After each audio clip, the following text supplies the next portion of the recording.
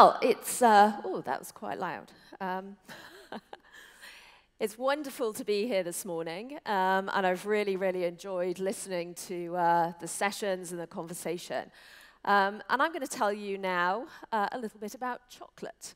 And who doesn't love talking about chocolate? There are two things from this morning's session that kind of resonated with me. If I was one of those little kids sitting on the bench talking about what I would want to do in my future, the thought I would actually have a job title that is called President of Chocolate would definitely have been on my wish list. And certainly listening to Jeff's session as well, I would probably see myself more in the sustainable brands pragmatist. So I think I'm going to hopefully share with you some of the practical things that we are doing in our business to drive consumer behavior and really along the journey of mindful snacking. So, firstly, the truth about chocolate. Chocolate is a simple, sweet treat. And really our purpose, my personal purpose, is about putting smiles on people's faces and bringing a small piece of joy and delight to your day. And I think most of us, if you closed your eyes and thought about your associations with chocolate, you would go back a bit like me to your childhood. And it takes me back to when my dad used to come home after a week's work on a Friday evening, and we had a tradition. He would always take me to the local sweet shop. And it was that kind of classic moment of picking either the new product or maybe going back to an old favorite. But more than just the sweet treat, it was me and my dad connecting. And that really helped us to create our special bond. And it's been a tradition that we've continued through with our children.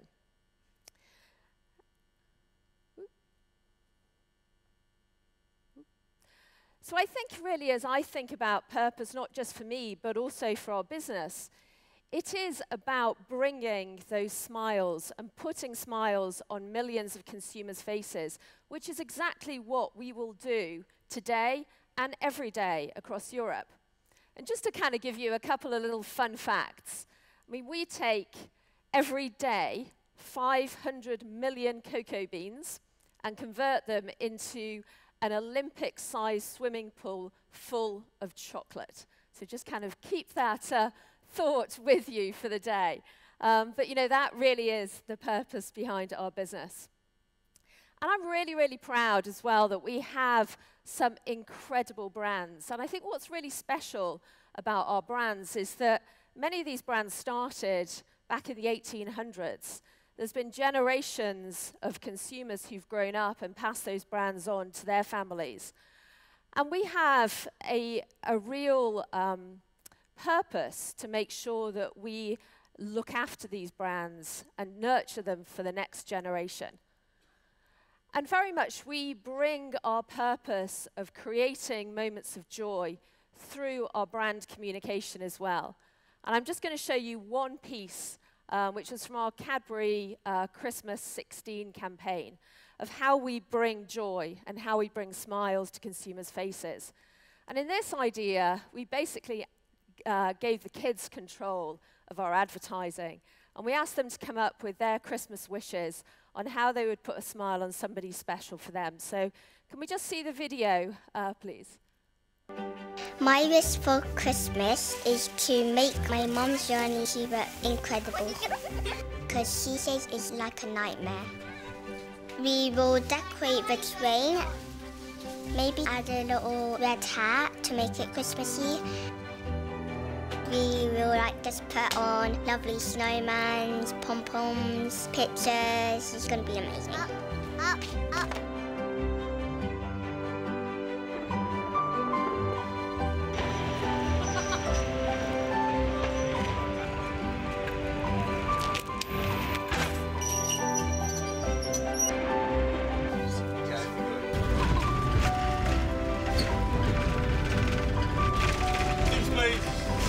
Happy Christmas.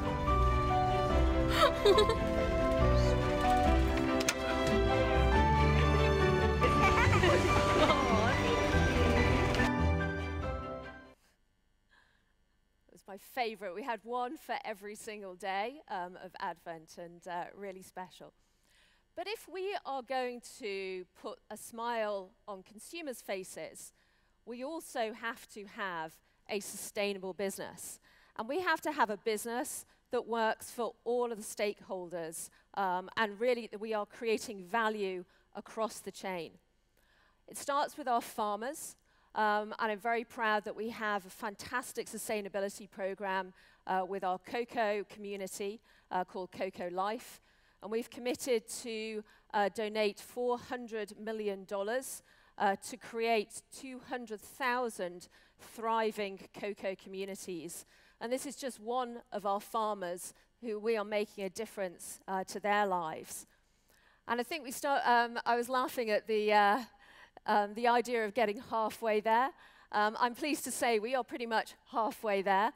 We already have nearly 100,000 communities that we have donated to and really helped to develop. But obviously, we are going to keep going and make sure that we get to that 200,000 mark by 2022. Our consumers are also incredibly important, and I'm going to come back and talk about what we're doing to shift consumer behavior. But a business of our scale, with such loved brands, we can make a real difference in consumers' lives. And thirdly, our communities. We operate across the world. We have many thousands of employees, and we have some great relationships through our charities and through our Mondelez and Cadbury foundations, where we encourage our employees to get out into the local community and help to volunteer. And this is just one example of a group of our employees here in Madrid who help to bring fresh food to local communities through a vegetable production site. But also, we have to think about the business that we are in. And we are in the business of snacking. So just to kind of give you a few facts before we talk about the role of well-being in snacking. Snacking is a huge phenomenon, and we consider anything that is either eaten or drunk between meals or as a meal replacement to be a snack. So in total, that's about $1.2 trillion globally. And as you can see, consumers are snacking probably a couple of times per day. 2/3 of snacks are between meals, and about 1/3 of snacks are as a meal replacement. And why are people snacking? Well, predominantly it's for convenience. In our time-compressed lives, we are trying to fit more and more in. And it very much is global, and it's growing. And snacking is growing faster than the rest of food consumption. So as we started to think about, within this snacking environment, and with our brands that really are about that emotional need, what does well-being really mean? And this comes back to the pragmatist in me. It's important that we start being fact-based and also being consumer-led. So we conducted some really extensive research across Europe. And what that told us in terms of the drivers of choice for chocolate, as you can see up here, is that number one is taste. Probably no great surprise. Number two is the price that people are willing to pay. Number three is the brand that they love. And number four is what we would see as health and well-being benefits. So whenever we think about well-being, we also need to do it in context of not compromising either on taste, on price, or on the brand. Also, what we did was we then basically divided our well-being bucket into these three core drivers. Permission, which is really about control. Give me something that I know what I'm eating, so that I don't overindulge, so that I don't feel guilty about my treat. The second was around nutrition. So help me, I'm looking for a clean and simple label. I want kitchen-type ingredients. And third is about authenticity. Preferably, I'd like my ingredients to be locally sourced, and I want things that are real and more natural. And as you can see here, a few examples of the kinds of typical things that consumers were saying to us. So with this consumer, sorry, I'm going to need to put my glasses on. This is the aging process. So this consumer, he's picking a snack and eating it and then wondering, what the heck happened? I can't have enjoyed it because I don't really remember eating it. How many times have you suddenly been sitting in front of the TV and then you realize that you've eaten the whole bar of chocolate or that whole bag of chips and you feel guilty about it? Or another very typical example, this consumer is saying it's hard to be conscious of when and what you're eating, and things on pack can be really, really confusing. So what we want to focus on really are two big areas to tackle this, this biggest bucket of permission and control. Firstly, it's about portion size. It sounds really simple, and the good thing is it is. It's about providing just the right portion.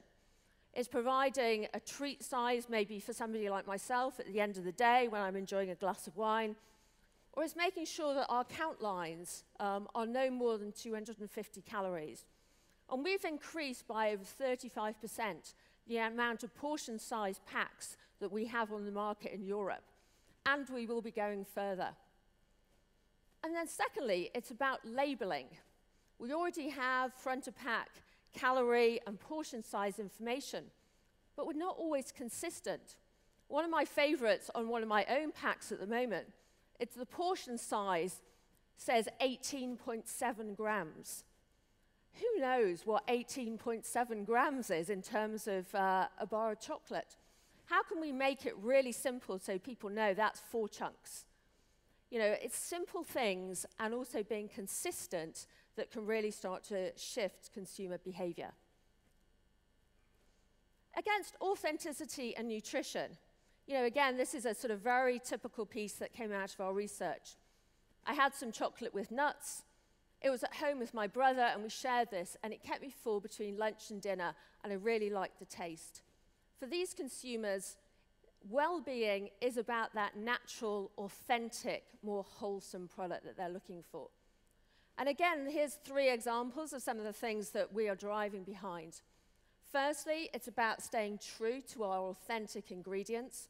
We've actually had great partnerships both on our Milka brand with 100% alpine milk, as well as in the UK with fresh British milk. We've got long-standing relationships with many of our farmers. So it's really about reminding consumers really what is going into their products. For some consumers, it's about simplicity. Green and Blacks is a great example of this, just 4 ingredients on the back of pack. And we're also, on some of our most loved, longest-standing brands, really trying to see how far we can shift consumers. This is a new product under Cadbury that's literally just been launched in Australia, just a matter of a couple of weeks ago, called Dark Milk. This is about how do you take a brand that is famous for milk chocolate when consumers like the idea of dark, but many consumers reject the taste because it's too bitter. This is kind of a perfect blend of dark and milk that, oh, by the way, has 20% less sugar in. So, we're really trying to push the envelope against some of our oldest, most traditional brands. But look, mindful snacking is a real journey. And I think it's easy to talk about what we should do, but it's another thing to really shift consumer behavior. And as I say, I think particularly on some very old and traditional brands.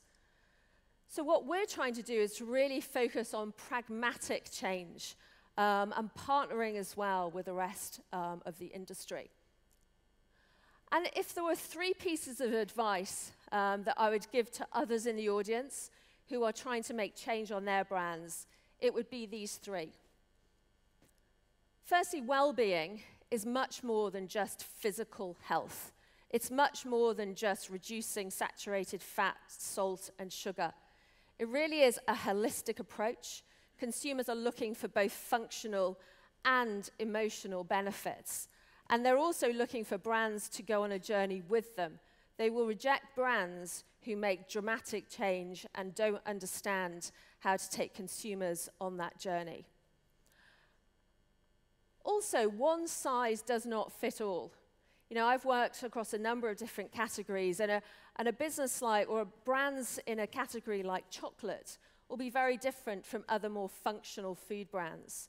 Chocolate is an emotional treat, and therefore what works for chocolate will be slightly different to other categories. And that's why really understanding and being consumer-led and doing the right things to nudge the consumer and then go on that journey with the consumer is so important if we are going to be able to change for the long term.